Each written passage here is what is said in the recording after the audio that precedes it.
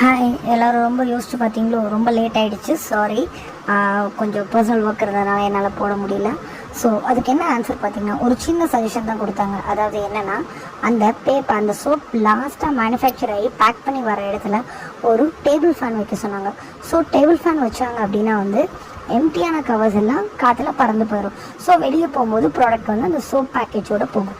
So இதுதாங்க அந்த simple idea. நிறைய நேரத்தில் இந்த சிம்பிள் ஐடியாவை கேட்கும்போது நமக்கு நம்ம யோசிக்காமல் போயிட்டோமே அப்படின்னு தோணுதில்ல. கண்டிப்பாக நெக்ஸ்ட் இன்னொரு கொஸ்டின் நான் அப்புறமா மீட் பண்ணுறேன். பாய்.